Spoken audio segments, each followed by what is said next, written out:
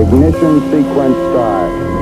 6, 5, 4, 3, 2, 1. We have a liftoff.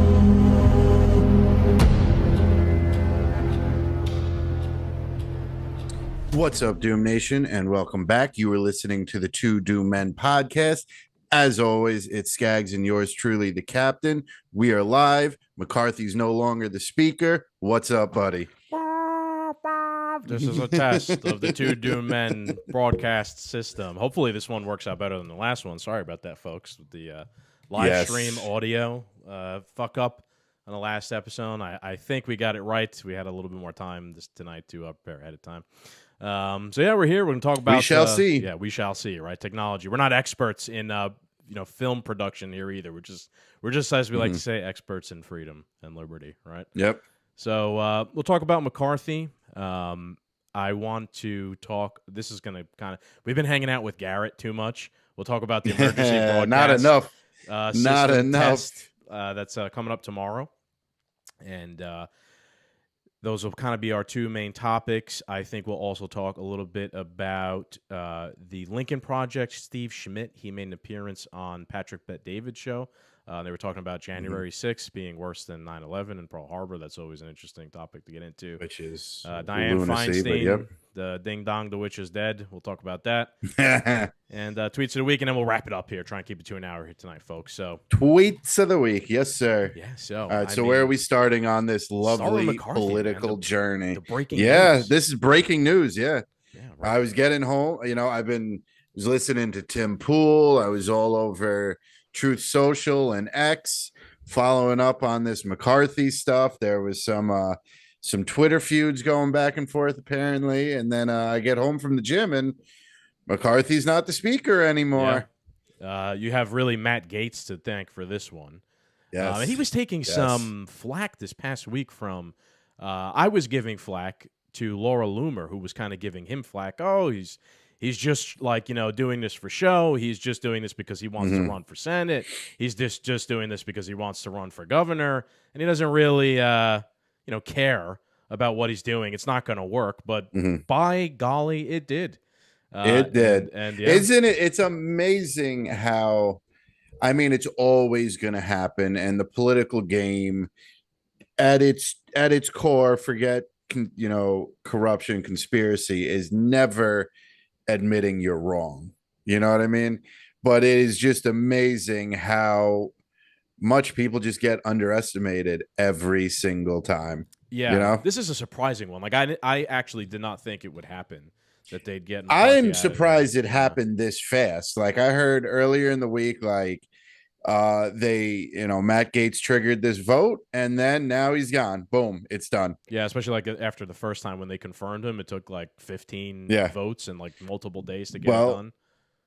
That's why it's not surprising this happened. It took a long time to get him in to be the speaker. It took a lot of negotiations with Republicans to say, if you want our votes, we have, these are the conditions that need to be met. And guess what? The conditions were not met, and he got the fucking boot. So I ain't mad.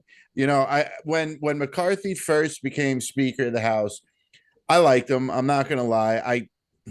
I don't have a full feeler on him if he is a corrupt swamp rat.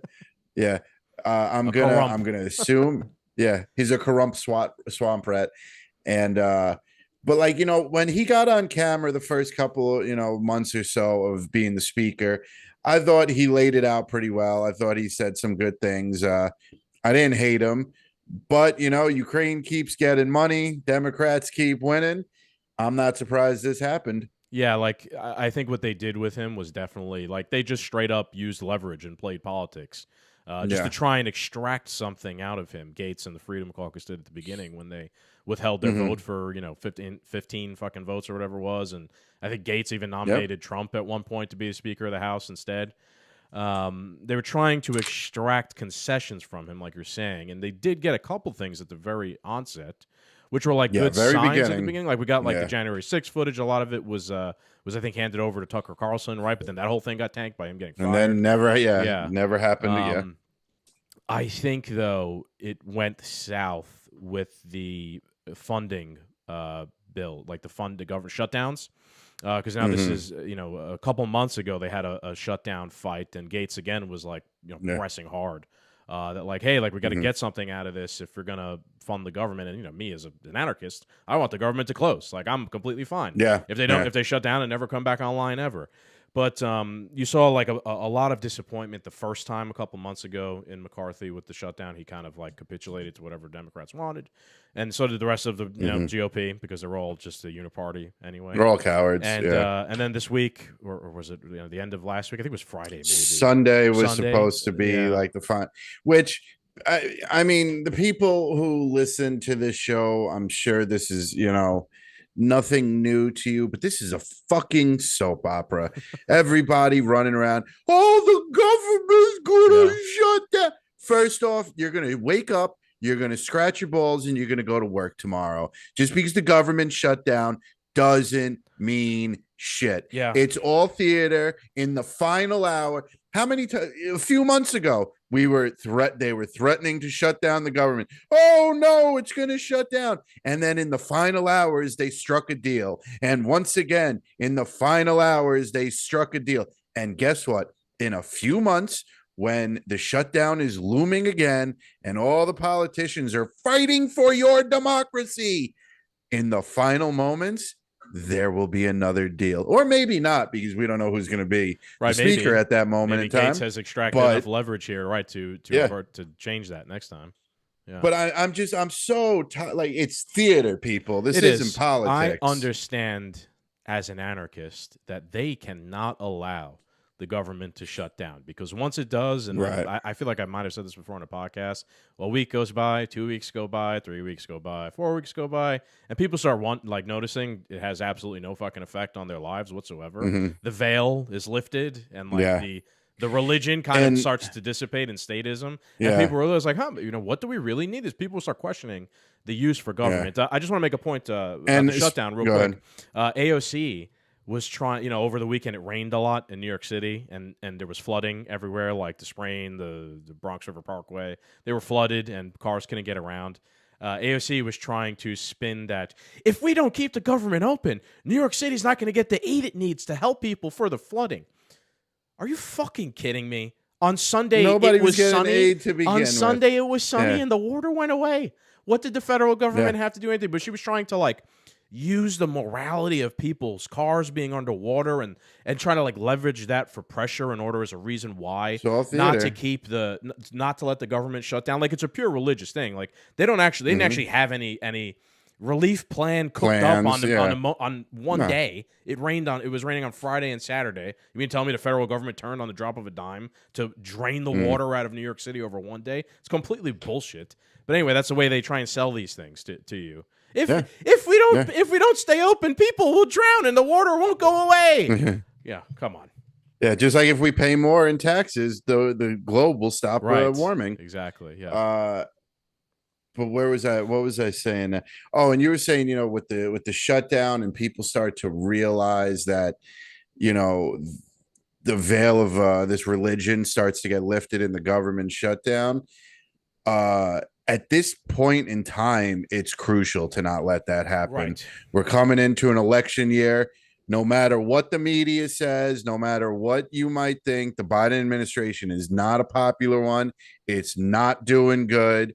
And if things magically start to get a little bit better during the government shutdown, more people are awake now than ever. Whether we are the majority or the minority, more people are awake now than ever.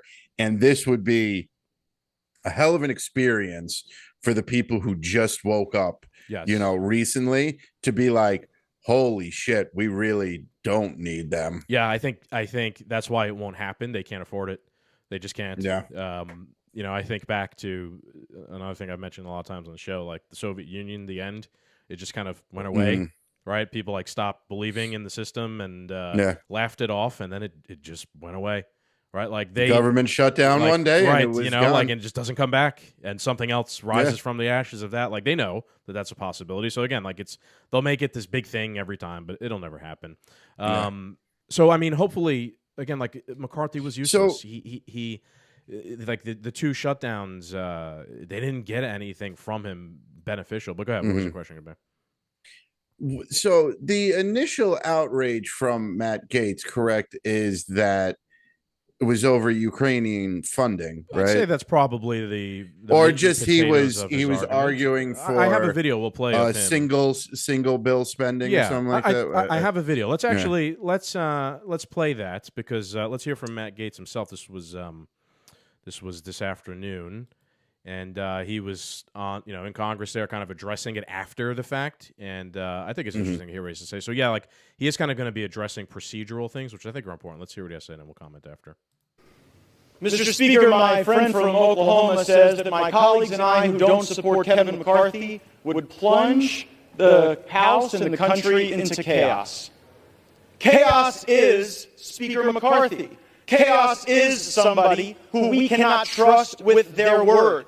The one thing that the White House, House Democrats, and many of us on the conservative side of the Republican caucus would argue is that the thing we have in common, Kevin McCarthy said something to all of us at one point or another that he didn't really mean and never intended to live up to. I don't think voting against Kevin McCarthy is chaos. I think $33 trillion in debt is chaos. I think that facing a $2.2 trillion annual deficit is chaos. I think that not passing single-subject spending bills is chaos. I think the fact that we have been governed in this country since the mid-'90s by continuing resolution and an omnibus is chaos. And the way to liberate ourselves from that is a series of reforms to this body that I would hope would outlast Speaker McCarthy. I just want to pause real quick because he makes such a goddamn good point. And like the criticism of doing this is like, it's chaos. You're like, it's danger to democracy. Like, what we're in effect taught, and this goes back to like the statism being a religion and how these people think it's like actually chaos. Like what we're in effect talking about is just like who has what job, right? Like or role, and us at work, like us determine, like at work, I don't know, one person sweeps. One person does, payroll. One person, bakes the cakes. And then, like, we meet and we decide, well, I think John, he's better at baking. So let's move him over to baking. And, and let's have a discussion. It's chaos! It's over. Like, no, it's not. It's not chaos. It's just people moving around in their duties. It's no one's going to die. Nothing's going to happen. But they don't see chaos as, like, antagonizing a proxy war on Russia's border and, the possibility of nuclear war or like Gaetz mentions here, $33 trillion in debt. Like those things are not chaos to these people. They're all for that shit. But holy shit, if we move one person's job around, it's fucking chaos. We need to start taking into effect that it's not chaos for us. It's chaos for them. They only care about themselves. The government hates us and they want us dead. And it doesn't matter who you fucking voted for, what policies you believe and buy into. They don't care about us. Removing Speaker McCarthy for someone in Congress somewhere along the line, they just lost a payday.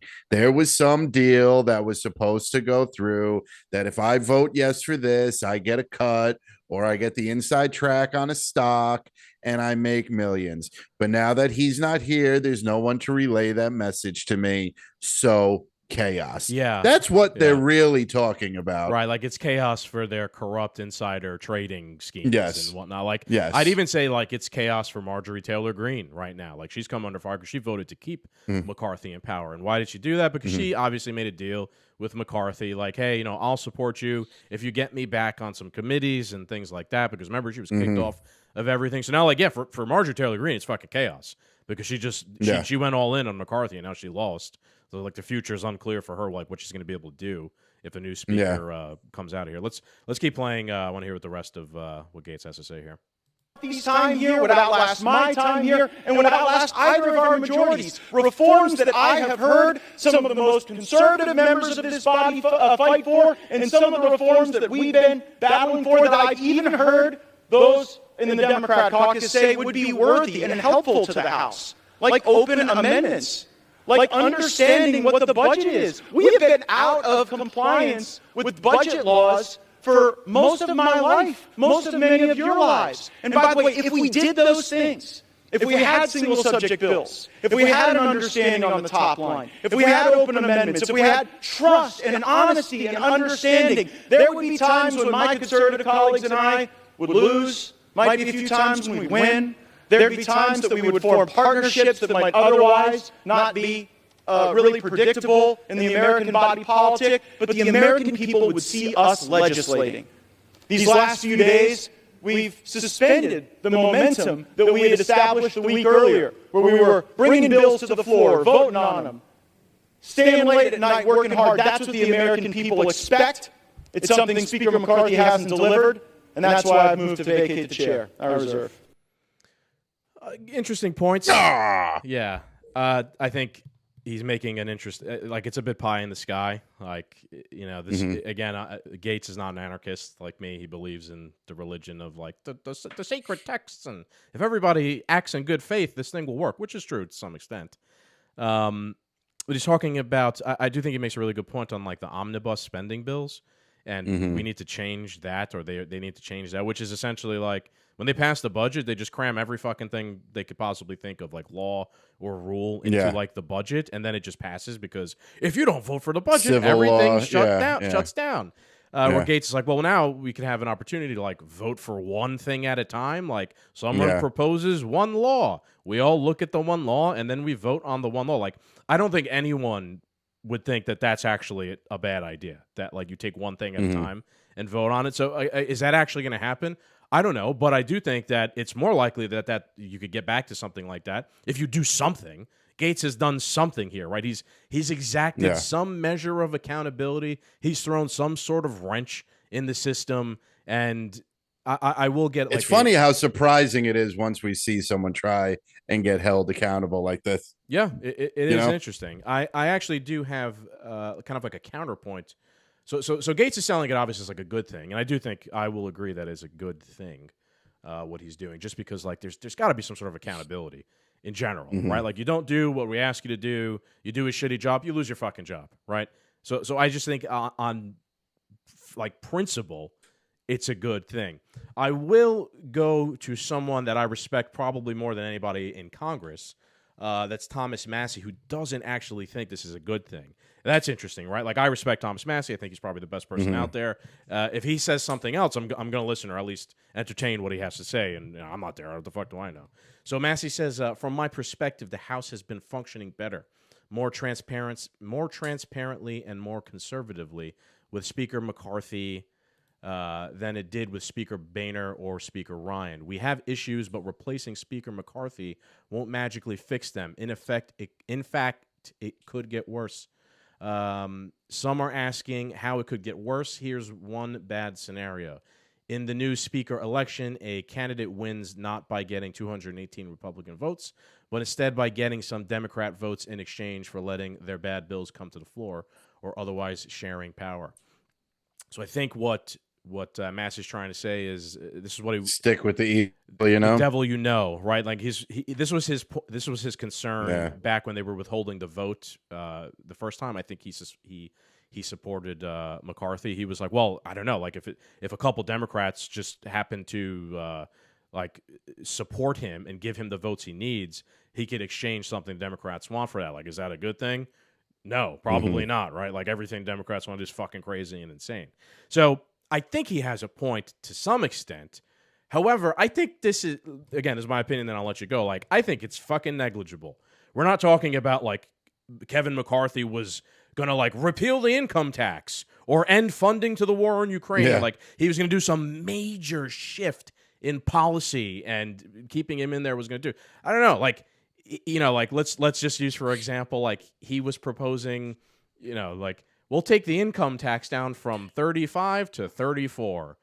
And now, like... Victory! Yeah, like, you know what I mean? Like, unless I'm getting... At this point, I'd rather throw a wrench or a Molotov cocktail into the system than get, like, a minuscule, incremental, meaningless change extract out of a guy. That's my take. Yeah, let's set a precedent. Let's hold some people accountable. And look, it could get worse, but it could get better. It's a crapshoot at this point.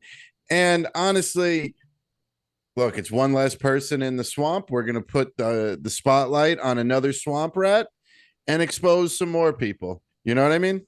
Yeah. So who's the candidates now I don't know. that That's are being? tomorrow's I another have day, no buddy. idea. I Yeah, I guess so. I Find out on next week's episode. yeah. I'd have to guess. Yeah, it's Trump. someone will probably nominate Trump. Again, that would be so Yeah. ironic. You don't have to be elected in Congress to serve as speaker. They could pick anybody. Mhm. I saw people floating out Ron Paul, right? The good country doctor. Bring his ass back in there and put him in there as Speaker of the House. That would be interesting. So I don't know. We'll see. I think that the Freedom Caucus is going to put forward a guy. Like, I don't think it'll be Gates himself. That'd be way too on the nose. If he's like, well, I should be the king now. Yeah. After I just led the coup against him. But I don't know. Remains to be seen. Speaking of the swamp, I think we should go on to our next topic, which is Senator Dianne one Feinstein's. less swamp rat. Yeah. Yeah. I mean, yeah, not much to say as on a this person, one, but go ahead. Yeah, as a person, RIP. As a corrupt, disgusting, gun-hating individual, sayonara, pal. Yeah. I have no sympathy whatsoever for warmongering, evil None, villain criminals. Like, she doesn't deserve to rest in peace. I think she got into Congress in 1992. Yeah, it's insane. Her original salary was like $130,000, and somehow her daughter just inherited $150 million and a $50 million private jet. Yeah. Like, the math doesn't even make sense on shit like that. Pelosi's got the same, shtick. What type of return are these people getting on their annuities and their Roth IRAs and shit? Like, well, 1,000% back per year? Yeah, like, yearly. Right. Yeah. I just, I mean, what the interesting thing, first off, I mean, boy, in the past several years, her aging has accelerated. Perfect example of somebody who is just beholden to the corruption. At her age, with her disabilities, with her deteriorating health, she never retired. Not because she's a good public servant, not because this is her lifelong dream, because she could not leave. She was stuck in that seat till the day she died. And that's that. There was no getting away from whatever she owed was not paid up. And that's why she was still working. Or it's just like she was so beholden to the establishment deep state cause that she literally gave her life to it. Her entire life. To the day she died. What were we laughing about before we started recording? She voted the day before she died. Yeah, so one day before she died, she voted. So that brings up some interesting things because first and foremost, the media and the government does nothing but lie, except for the Two Do Men podcast. We tell the truth. So it's very unlikely that the day we found out she died is the day she actually died. The same thing I think was with Ruth Bader Ginsburg. I think she had died longer before than we found out. Like Game of Thrones, they get some people's exactly. They got to get their affairs in order. Yeah. They got to get the next person lined up. They're not just the second, that heartbeat monitor flatlines. They're posting the news. Right. So it's quite curious to see who actually voted on that bill. Yeah, well, it was Pelosi and Pelosi's daughter. Pelosi's daughter was kind of taking care of Feinstein and was the one wheeling her around. Again, all it is to these people, it was like a seat that they could control, right? And like they knew that it was going to vote for whatever they wanted. Like it actually, that's why they love like Fetterman and stuff like that because they don't care if you're dead or like you literally are mentally handicapped. As long as you're just going to toe the line and do whatever, vote yes on whatever it is they propose, that's fine. So you could literally be dead and they're okay with that. That's actually like the ideal like person for them. One final point I want to make here, which is just so funny and just so goddamn ironic. So now she's dead. Gavin Newsom, of course, he gets to pick who replaces her. And her name is spacing on me. Pretty sure he picked. He picked somebody someone already. who lives in Maryland that doesn't even live in California. Like that's I don't know. Like that's as if you were like the governor of New York and then you picked me as the senator when someone else died. Yeah. Well, Skaggs, he used to live in the Bronx, so let's he can now be the senator. Like 10 years ago or whatever the fuck it was. And then the person is like like an LGBTQ plus black woman of color, and checks every single box, of course. Yeah. There was a really good got candidate got out there. 100 on the DEI report. Barbara something was out there. She was in contention for Barbara Lee, I think her name is. She was, she's a Democrat, but she was against the war in Afghanistan way back in the day, and she's had some pretty. Well, she was out of the fucking running right then and there. She had no chance, right? Yeah. So it's just funny how that works. Like, yeah, we'll replace you with someone who lives literally on the other coast of the country to represent California. Yeah, I mean, so they just got a younger version of Feinstein now. Yeah. I mean, it's nonsense. It's bullshit. But at this point, it's so in your face. Does it even matter anymore? Yeah. He might as well picked a foreign immigrant that wasn't even born in America. One of the migrants. Yeah. All right. Yeah. Look, this is they just came over the border. Yeah. Send him. Yeah. Get him. Put me in, coach. All right. Let's move on to the next topic because I don't know how much we want to talk about Feinstein being dead. She's dead. That's it. So this one I think is interesting. Tomorrow, if you're listening to this live, tomorrow, if you're listening to this today, at 2:20 Eastern Time, there is going to be a test of the National Emergency Broadcast System. Now, can you see that, Cap? Not yet. Yes, now I can. Okay. So I got this from FEMA, their website. I'll read a little bit and give you guys the context. So FEMA, in coordination with the Federal Communications Commission, will conduct a nationwide test of the emergency alert system and wireless emergency alerts this fall. The national test will consist of two portions, testing WEA and EAS capabilities. Both tests are scheduled to begin approximately 2:20 p.m. ET on Wednesday, October 4th. The WEA portion of the test will be directed to all consumer cell phones. This will be the third nationwide test, but the second test to all cellular devices. So this has happened before, actually. It happened under Trump. I remember it. I don't remember it. So once I got into I do, because it was pretty funny because this was at the height of just everyone freaking out and hating Trump, and now you were going to get a text message from him. Yeah. The EAS portion of the test will be sent to radios and televisions. This will be the 7th nationwide EAS test. FEMA and the FCC are coordinating with participants, wireless providers, emergency managers, and other stakeholders in preparation for this national test to minimize confusion and to maximize the public safety value of the test. I want to back up real quick, and the word stakeholders stood out to me because stakeholders is a World Economic Forum term for stakeholder capitalism, which is selling where they say you have to have, stakeholders, and it was kind of like a red flag, the word in there, who are the stakeholders in this? I don't know, what are you even talking about? This is supposed to be just a test of the broadcast system. Why are there stakeholders in this? I don't know. That doesn't logically that doesn't sound like it makes any sense to me, and I'm a little suspicious on just that word being. So stakeholders get to choose when we were notified about an emergency. Yeah, just like in Hawaii, they chose not to let them. Yeah, it's just a weird thing to put in there.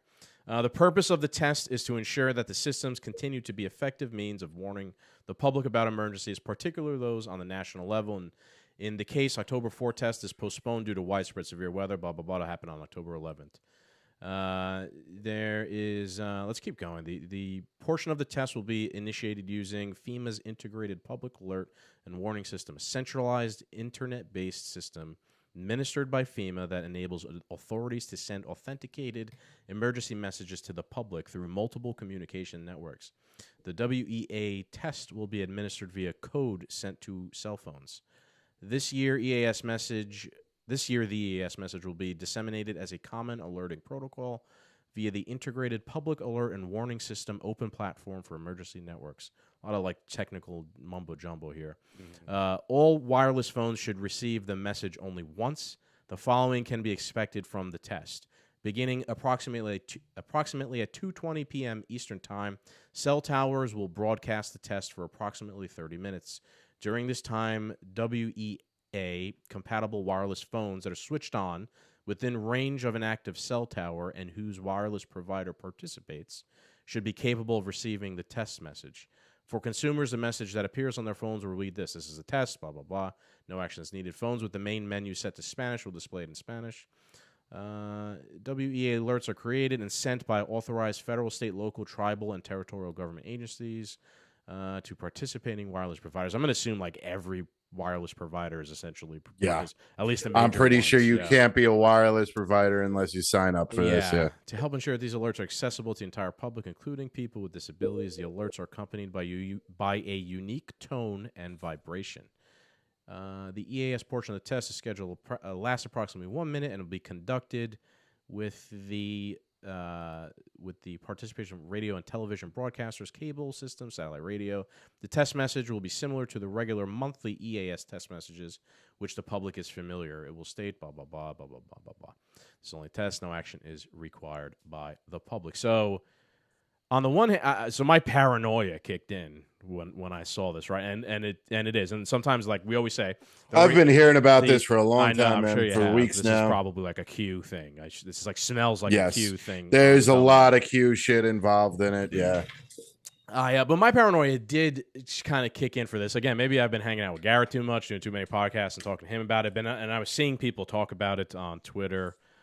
People are skeptical of this. And to be honest, like, with good reason. I'm skeptical of everything the fucking government does, and they're kind of... I know they're saying they've done this before, but this is definitely a new sort of thing. It's not the normal test, like they reference here at the end, that everybody's, like once a month or whatever the fuck on television in the middle of the night. And this is coming through a phone, the tone... I don't know, dude. Like, I got to be honest, I think it's probably nothing. It probably is just a test, and it's honest. But where we were texting earlier today, I'm like, I don't see a purpose of actually participating in this. Like, I don't see any net positive from me as an individual participating in this test. There is absolutely nothing I have to gain. So what I'm going to do is just shut my fucking phone off for that hour tomorrow and whatnot, because I don't know. Paranoia-wise, man, I just don't trust the government. This is a complete conspiracy. I have no evidence whatsoever. But you've heard of Havana syndrome before. I don't know if you've ever heard that before. Maybe I've talked about it on the past.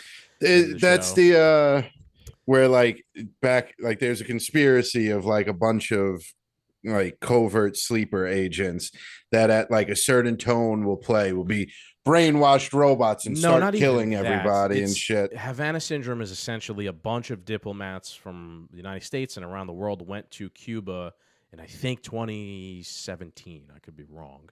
And they reported hearing like a weird tone while they were in the hotel there, where they were all kind of staying in the hotel. And they all started kind of feeling sick and odd and off after. And they didn't have like any good explanation as to why or what it was. Or if it was even real, or if it was like, like you sometimes a figment of your imagination, and you tell somebody else and like, oh yeah, I think me too. Like no one's really clear exactly what it is. I think it could just be absolutely nothing. But I don't know. What if they fucking figured out what it was, right? And now they're gonna like do that to everybody. They already know. They already have if sounds it even and stuff and frequencies. Right. You know what I'm saying? Yeah. So that's where my paranoia kicks in. I see absolutely no upside or purpose for me or anyone as an individual participating on it. It's going to happen. You could just shut your fucking phone off and ignore it and not participate in the whole thing. And nothing will happen to you, most likely, but if anything is happening, because you're not part of it. Yeah, but if other people's phones in the room are going off, you'll still hear it. Yeah, that's and true. Still affect you. Right, yeah. If it is a thing, right? Well, or like I was saying, I'm going to shut my phone off and go walk into the woods and take an hour break. But then if I come back and it's just smoke and people going crazy and like The Purge or some shit like that, then I'll know I was right. What is your thoughts, man? You're more of the... I'm paranoid on this one, but this is more... I know, and it's funny because, like, I've been seeing this for so long.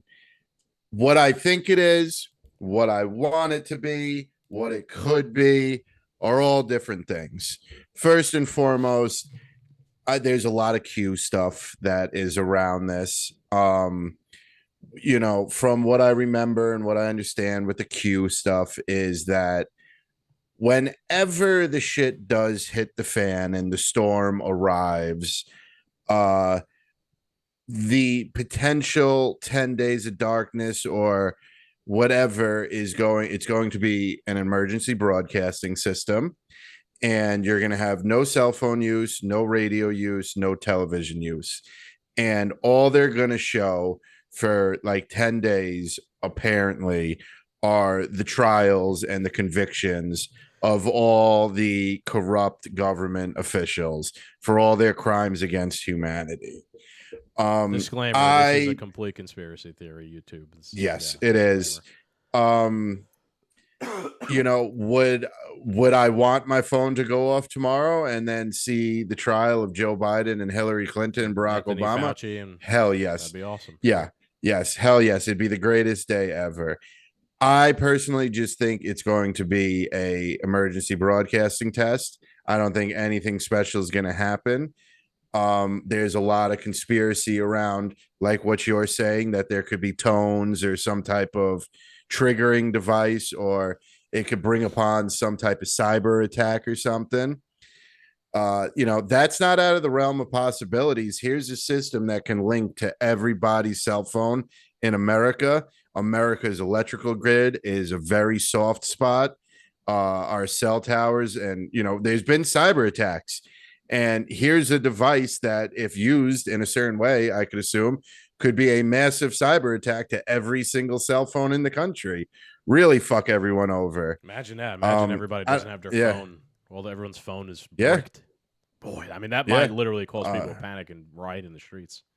Yes. Yeah, no, that I mean, I wouldn't worry about losing my phone. The only thing I would worry about would be like losing like the communication, like me and you, like, you know what I mean? Like, what are we going to do? Get the guns and let's roll. You know what I'm saying? Like, not having that communication would be nerve wracking. Like, you know, your wife could be, your wife could be working and she doesn't even know her phone doesn't work and there's no way you could call her. That would be scary. I think really for tomorrow with the conspiracy theories and stuff, let's just see how the day plays out. Let's see what pops up on the internet. You know, whatever happens and the government tells us, oh, no, that's just a conspiracy. Believe that. Whatever conspiracies come out of tomorrow, that's what you should start believing in. Yeah. But do I think this broadcast system is going to go off and the government's going to shut down and, you know, the birth of American utopia is going to begin? Nah, I don't think so. I agree. I was laughing. It'd be great. I mean, if we're only one day away, that'd be awesome. Maybe it actually is tomorrow, finally, for once. Right? My criticism is that all this shit that all these Q people are always predicting, the shit never happens. It never comes true. It's always tomorrow. Maybe it actually will be tomorrour for once. I highly doubt it, though. I was laughing. A shout out to Garrett. I love you, Garrett. Garrett was saying this is too mainstream for him, so he doesn't think it actually is anything. That I'm sorry, that made me fucking laugh. Like it has to be like this one is too much in the know for Garrett to believe. So even Garrett thinks that this is probably just a normal test. Yeah, I mean, we'll see. I'm sure if we do an episode with them soon, like I think we were talking maybe doing something next week with them. Yeah, I'm definitely like we could circle back there. The only thing I have a feeling of is there will be some event to take place that day. You know what I mean? Like speaker of the House. You know, so I don't know. Yeah, we don't have a House Speaker. Trump's in trial. You know, things are mounting up to the Bidens and all this stuff.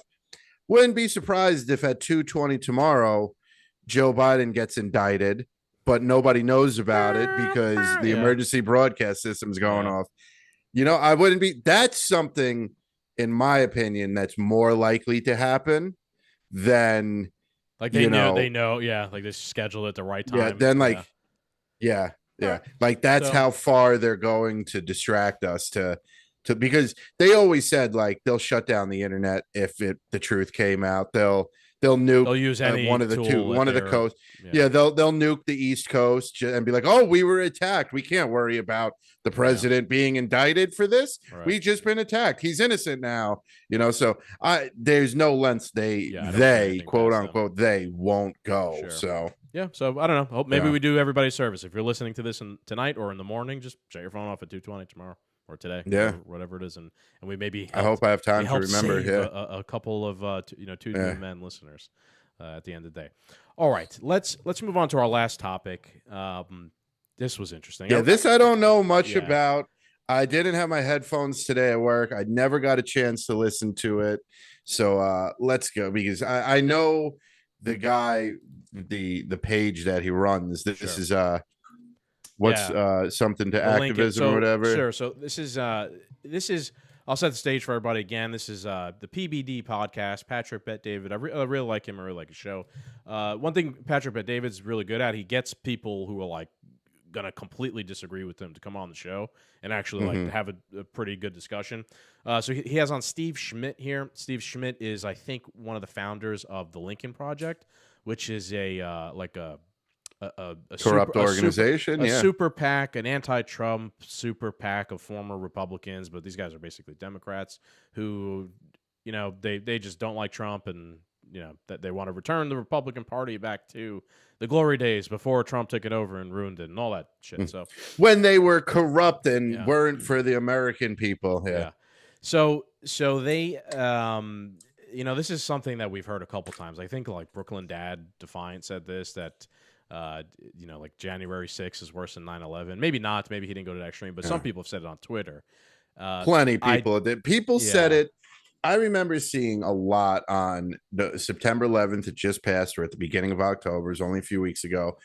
I saw people on like TikTok, Twitter and Instagram, just being like, imagine being so dumb that you think this, and a picture of the guy sitting in Nancy Pelosi's office farting is worse than this. Than falling out. And it's Tower 2 going down, right? You know. So okay, so we're gonna play this. It's about four minutes or so. We'll give commentary on it. I want to just go out and say that, like, man, when I listened to this, I wanted to reach through the screen and strangle this guy a couple times.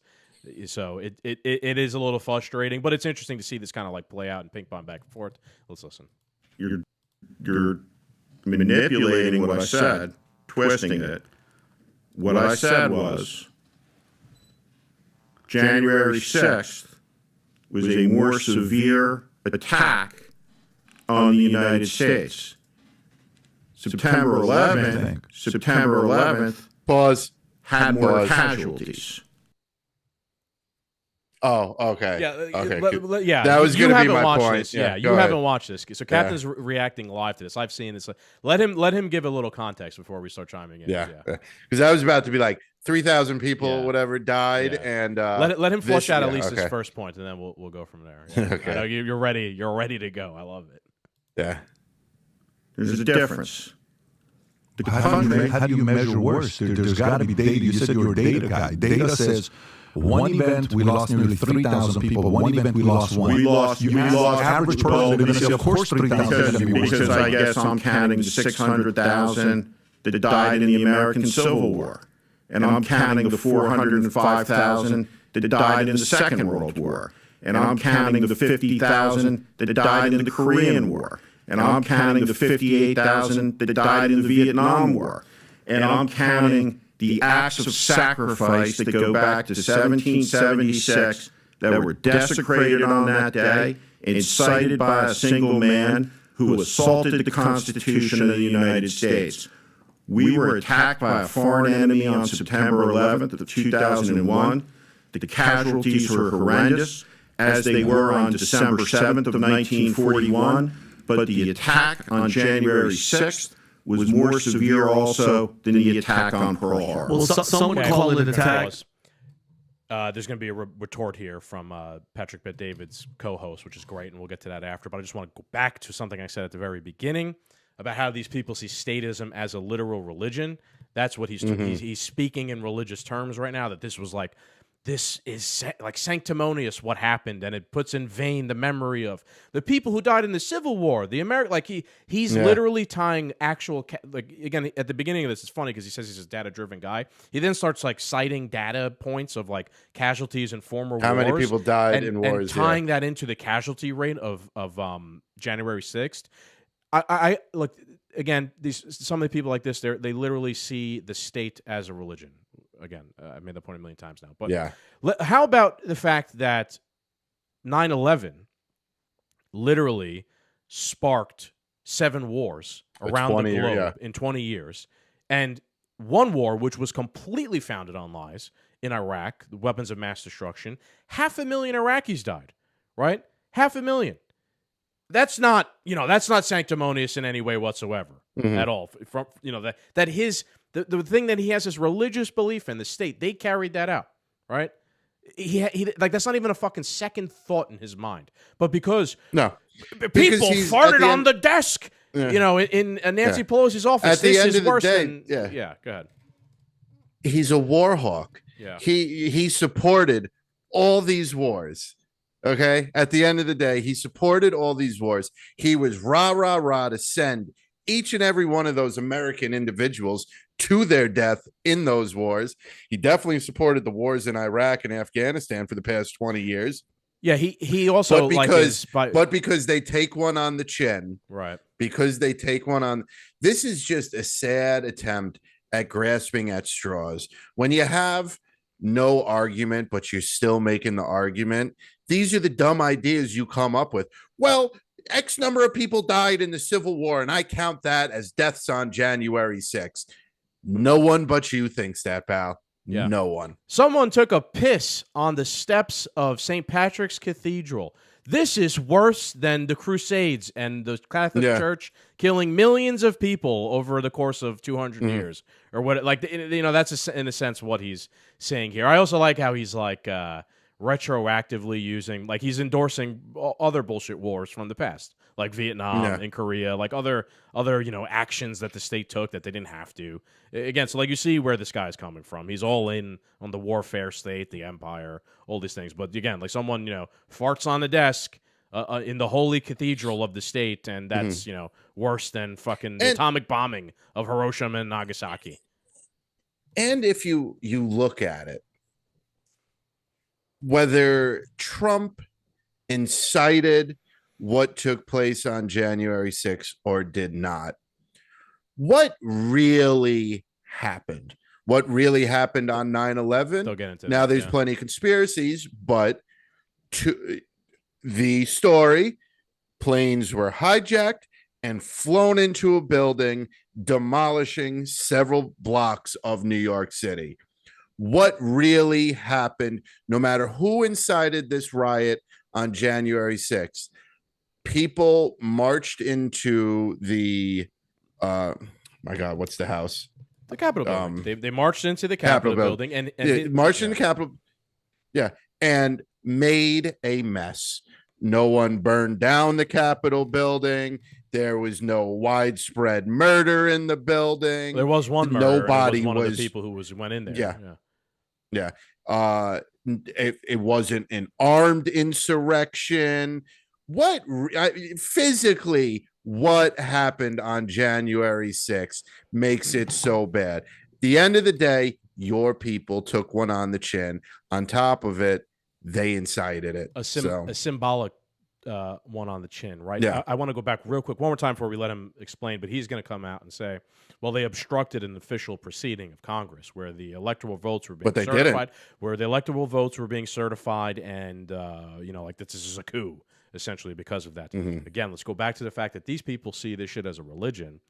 The point at the time was, well, Trump, trying to challenge this process is meaningless because this is just a ceremonial process, right? That was the defense at the time, that this is just a ceremonial process where we, certify the Electoral College votes. Therefore, like, there's nothing that can actually be done to overturn it. So when it was convenient to them, they said it's a ceremonial thing. And they believed in it just being, and again, even that in and of itself is like a religious thing. Like the government goes through a ceremonial process of voting on thing, and it's like not a real.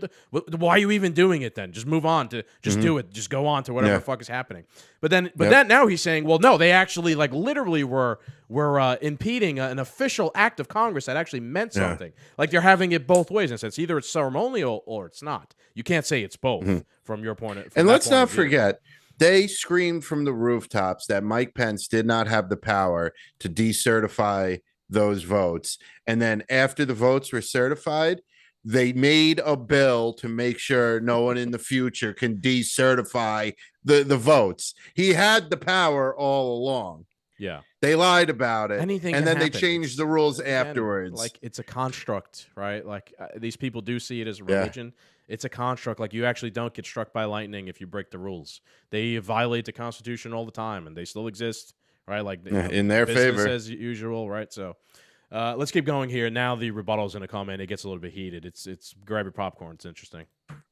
But from the videos that we saw, Steve, from Twitter and just undercover cameras, it didn't look like an attack. If somebody talking about? I'm just talking about all the videos that we've seen undercover. All the videos? All the videos on Twitter. Well, all the videos on Twitter? Yeah, hold on. All the Are you guys going to really sit here and fucking tell me that the attack on January 6th didn't happen? That the violence, the bludgeoning of the police officers didn't happen because of some bullshit? No, Get the fuck out. Steve, I'll give you my opinion, and then you could talk. First of all, It's not an opinion. Hold on. It's not an opinion. It's a bullshit conspiracy. I'm not only a fucking New Yorker, I'm a veteran. For you, time out. My sister's a veteran, my brother's a veteran, he's a veteran. For you to listen to me, for you to say that January 6th compared to 9/11 that's the dumbest shit I've ever heard. Hold on, let me finish. Number one, it wasn't an attack. It looked like a guided tour. Okay, that's what it. You're a fucking nut. Are you? Yeah, you fucking ain't right. I am. It was a guided fucking tour. A guided tour. You think a guy beating the cops? What? With all the Who died? Who died? Ashley Babbitt, the veteran, they fucking shot. The Capitol. The guy beating the police officer. Now all of a sudden we're worried about the police officers. What happened leading up to the election of 2020 of 2020? All the BLM riots that took place when the cities burned down and they were beating the shit out of cops and attacking cops left and right. Nobody gave a shit about that. But then when they take one on their own chin, all of a sudden we're worried about the police. Ironically, elsewhere in this podcast, because I listened to the whole thing, he quasi-defended the BLM protests, and he dismissed. He tried to insinuate that Trump was a tyrant for even entertaining the use of the Insurrection Act to use the military to put down the riots. Remember, like when that was going on, people were like, "Hey, Trump, you should like invoke the act and use the military to like stop these riots because people's fucking are getting killed and property is being damaged." Yeah, like so he basically endorsed in that regard, violence against police officers. But in this regard, right, like the wisdom of the scrolls at the Holy Chapel was endangered. Therefore, like it's an attack against the sanctimoniousness of the thing. Like you see where this is where the mindset Blue lives of matter when they're protecting the religion.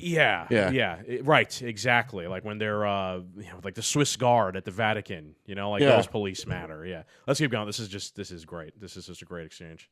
Police shot her ass. What the fuck is that guy getting in trouble? You're just upset because Donald Trump said, you know what, they probably cheated. You don't think he has a leg to stand on that they fucking did it in 2016? Hillary, Russia, FBI, collude. Are you like? How are we fucking crazy, Steve? How are we crazy? I mean, this is going to be on video, so I mean, you're going to speak for yourself. No, I'm going to speak for myself.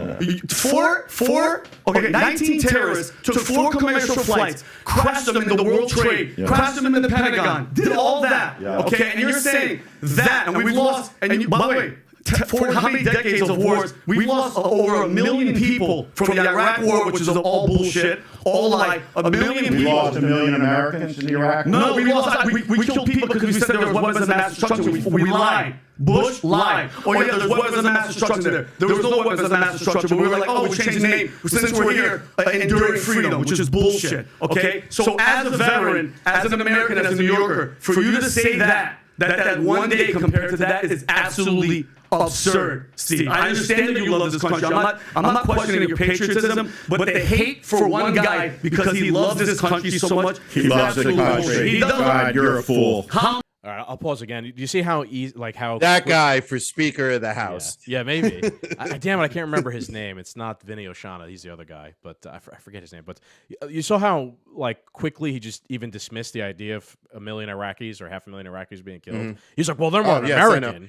Right, of course, because again, only American lives matter. And like me and you agree, all the American soldiers who died in fucking those wars, it's awful, right? Like, do I care a little bit more about them than I do the Iraqis? Yes. Yeah, of course, it's natural, right? But I still do care about the fact that our government illegally and upon lies murdered 500,000 people that will then cause blowback for make these people hate us even more and more problems. But this guy doesn't even give a fuck about that because why? He's indoctrinated into this religion of state good, everything government does good in a sense in this regard. And anyone who questions it, anybody who pisses on the steps of the cathedral is really the terrorist, not the state who kills fucking 500,000 not people. The terrorist organization killing people. Right, yeah, right, exactly. Or the actual terrorist organization that carried out 9/11. All right, there's 40 seconds left here. Let's wrap it up. How am I a fool? How am I a fool? You just hate him. You just hate the guy. You are taken by a con man. No, I'm not. I guess He loves the country. Trump loves the country. You damn right he does. He's been saying it since the 80s, 90s, on Letterman and all these shows. He's a guy on September 11th who went down,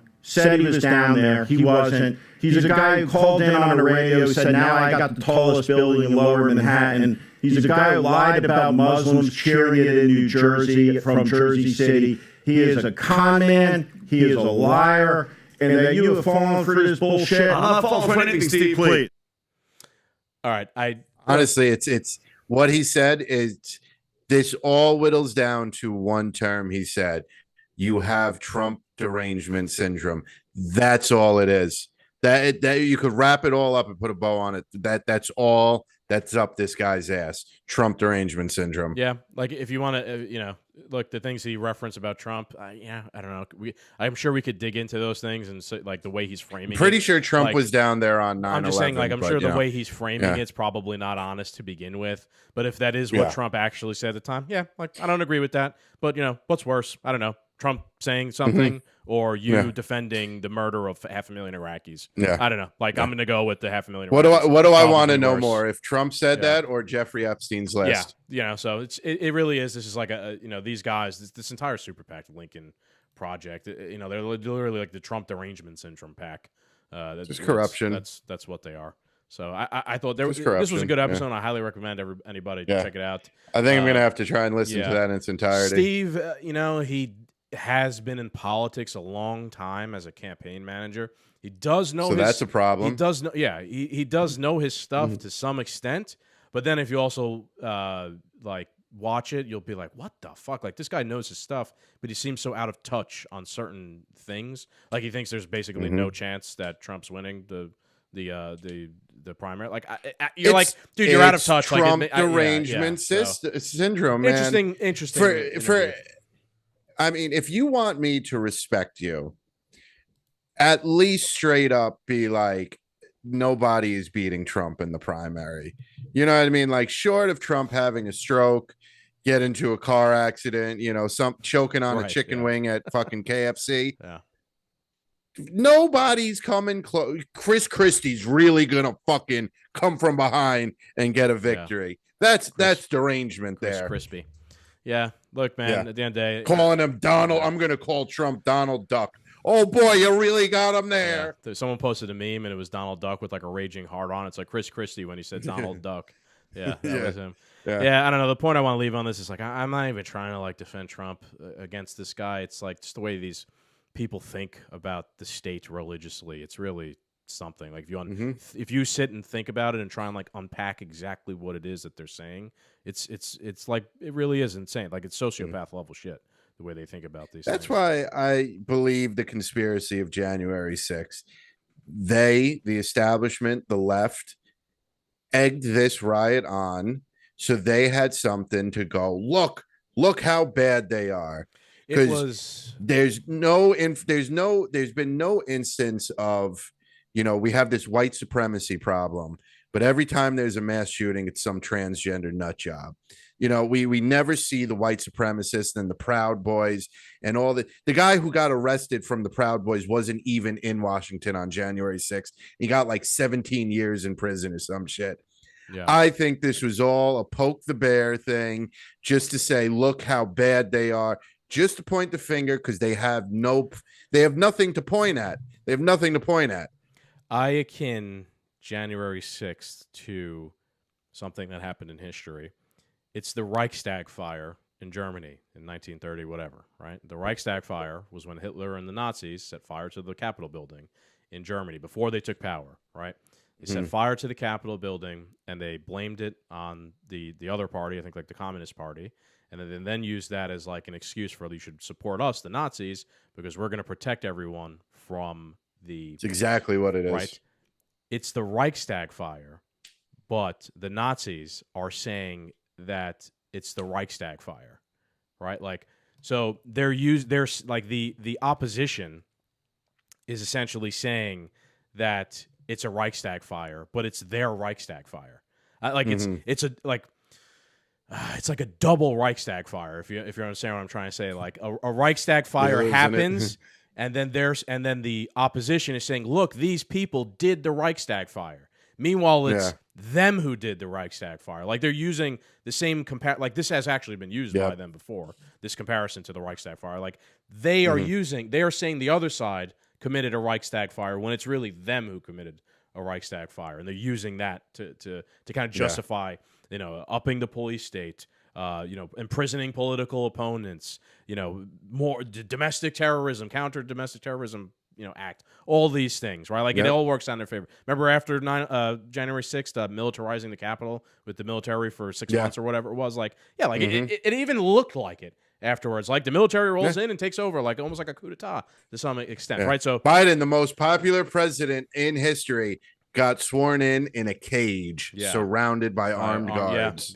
It's again, it's face value, it's suspicious. So, all right, let's wrap it up on a fun note here. Let's do our we're a little over, so let's get through these tweets. Tweets the week, and there's some funny ones today, and there'll be some topical ones. So my first one I don't even remember what I did. My first one is... Oh, no, there we go. You see it? Okay. My first one is from Jake Shields, and he goes, true or false? It's a quote tweet from Foreskin Groiper. He goes, if we only received thick Latinas and petite Asian women immigrants, liberal white women would form SS units overnight. If we were only getting thick Latinas and petite Asian women, I'd be fine with the invasion. Yeah, exactly. Right. That's what he's saying. Liberal white women, they'd literally become Waffen SS officers immediately. Yeah. And get in the train. Get out of here. They're the most anti-immigrant people right now. They're the most pro-immigrant, demographic in the country. But they'd quickly become the opposite. I thought that was fucking hysterical. This is an old tweet. This is an old tweet that just resurfaced because they're just topical. All right, let's go on to one of yours. All right. At Dom Lucy, conservatives, does this video of black women with guns offend you? And obviously it's a video of a group of women holding signs and guns. We support the Second Amendment, women for guns, all this stuff. Does this offend you? No, it doesn't offend anyone. It doesn't scare conservatives, nothing. I'm happy to see that black women are banding together, supporting the Second Amendment, arming themselves, and preventing themselves from being the victim. Fair enough. Dom Lucre is a conservative, so he's framing it a kind of like a, let me show you that conservatives are not against minorities owning weapons.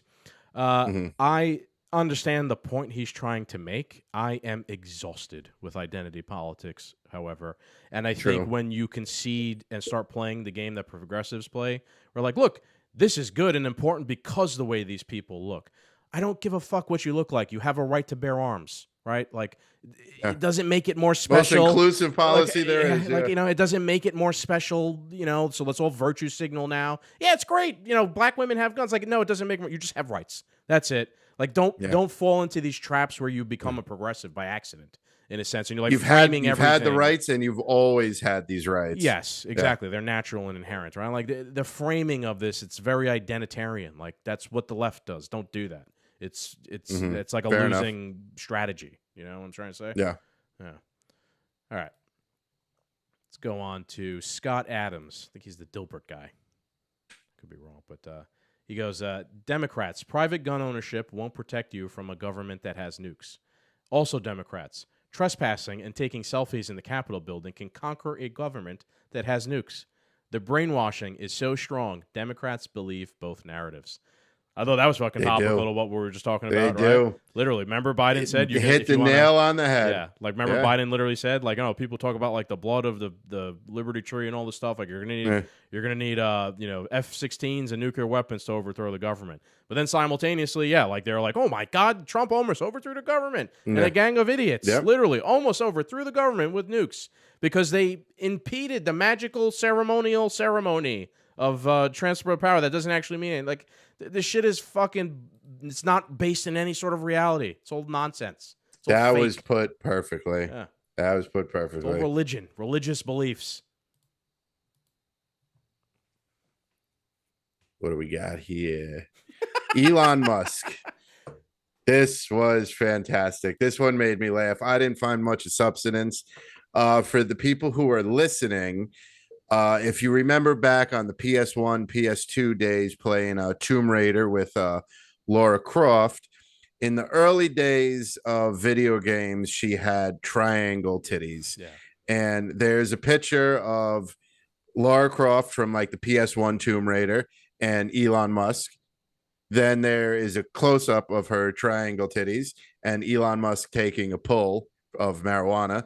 And then it's his Cybertruck and Elon blowing out the smoke and smiling. And smirking. Yeah. That's where he got the So yeah. And Elon fucking posted this, which makes it even all better. the better. He posted this Yeah. himself. Yeah, so he's Yes. there. Yeah, he posted a meme of himself having come up with the shape and design for the Cybertruck, comparing it to Lara Croft's triangle titties from PlayStation 1. And boy, let me tell you, someone who played that game back when I was a little kid, that was like the height of, wow, this is awesome. Look at those boobs. And now you look back at it, like with all the advances in graphics and whatnot. It's so bad. It's like it's hysterical when you think back to us back then. This is so real. This was like softcore porn back then. Yeah. Yep.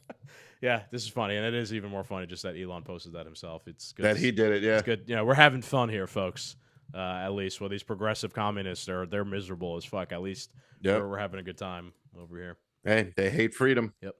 Got two more. We'll make it quick. This one is from Spike Cohen. He says the deadliest mass shooting in American history is Wounded Knee, when U.S. troops disarmed the Lakota, killing nearly 300 of them in the process. Weird that you didn't mention that the worst mass shooting in our history was an act of gun control.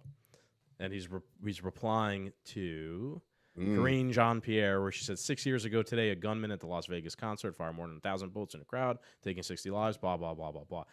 Spike Cohen's making the most libertarian point that anybody could possibly make. It's like, yeah, of course, you're saying that this is the most deadliest mass shooting in history. Green Jean-Pierre, no, the state committed the most deadliest mass shooting in history, and it was an act of gun control, taking away, arms from the Lakota. Then what happens when they take your guns right, away? Exactly, you can't oppose them, right? Because the state holds a monopoly on violence. This isn't framed in some weird progressive way. It's just the reality of the situation. You kill people, you take their guns, and they can't oppose you, right? That's exactly what happened to Native Americans.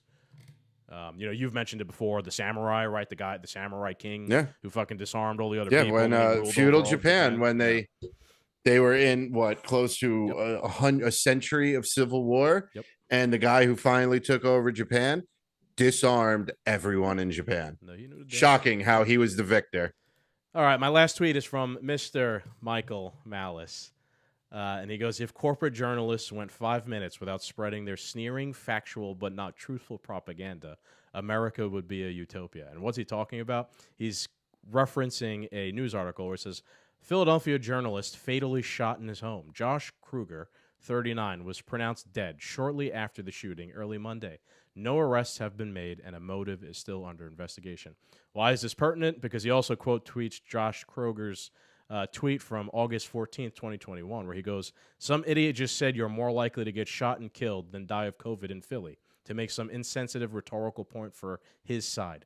Folks, 4 times as many Philadelphians have died of COVID than gunshots this year. I understand math is hard, but do better. Wow, he died. Yeah, well, he literally died of irony. He did better. He died of irony. He literally died of irony. Yep. Shot him with an iron bullet. And that is poetic justice. It is. One less people. It's a corporate press journalist. Michael Malice hates a corporate press journalist who supports every woke agenda, including bringing in as many immigrants and migrants as possible. Turns out one of them shot him and killed him. Yeah. That's the end. Hey, these policies, we always say the problem with the progressives and the problem with these policies is they're so brainwashed they're marching to their own demise. I'm sorry. This man literally marched to his own demise. Yeah, I'm sorry. It wasn't a migrant that shot him. It was just someone shot him. They don't know who exactly, but you know the point I'm trying to get at. He's supporting like policies that are upping crime, in Philadelphia, and now he paid the price for it. So yeah, I don't know what else you want to say. Ironic. Get what you Literally fucking deserve. What did the Joker say at the end of the Joker movie? That's exactly what he said. Get what you fucking deserve. Yep. All right, that's our show. Right. Real quick, we are close to 1,000 subscribers on YouTube. We got 5 more to go, I think, at this point. So push the subscribe button if you're still here and help us get us over the top. Yes, sir. Make sure you like, share, and subscribe. And as Joker said, you get what you fucking deserve. Adios.